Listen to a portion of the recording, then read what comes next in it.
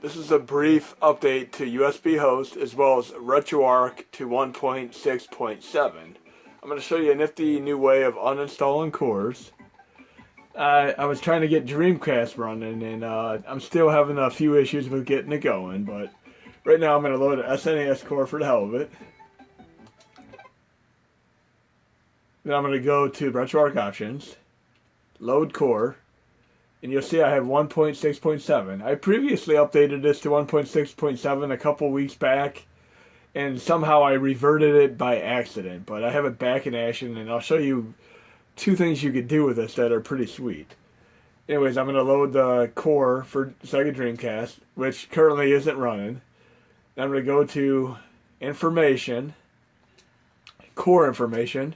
I'll have this nice little thing here to delete the core. You see I have the BIOS present. I just need to work with this core a little bit more to try to get a game to run with it. But I'm going to delete the core. Now I have no core. I'm going to quit, open up SNES again.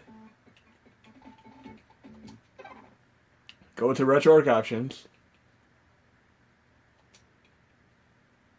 I no longer have the Dreamcast core, so I could delete any core right from here if I want to. I could load them and delete them. Say I want to delete Sega Saturn core. I have the core loaded. Information. Core information. Delete the core. So that one's gone as well. So you can pretty much get rid of any core you want, just like that now. You don't even have to do the uninstall script unless you want to uninstall everything. Now the other thing I'm going to show you, I did in my previous video here.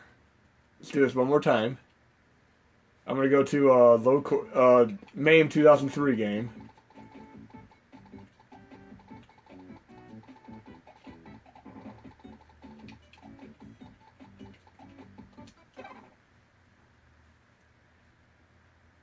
And again, you can load pretty much any core this way.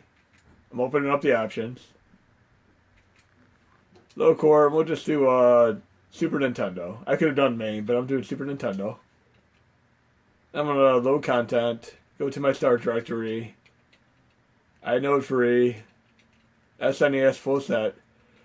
Now, when you do it this way where you're breaking the inode indexes, you are not going to be able to save the games. I'm going to work on finding a way to get them to save, but as of right now, I would do this for games that you're not worried about saving. If you're playing like MAME 2003, stuff like that, maybe Atari 2600 games, Atari 5200, ColecoVision, games that you're not really worried about saving, then do this inode free way that I did it.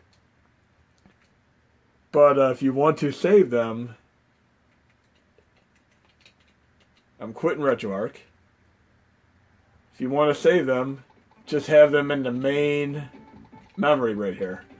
Another thing I'm going to show you, one little minor bug with 1.6.7. If you try pushing the home button and having trouble escaping, just pull up RetroArch options and click quit RetroArch. Just do that if you have trouble exiting. And the last thing I'm going to show you, since this is kind of a hot fix video, I'm going to switch over to the computer and show you one other small thing.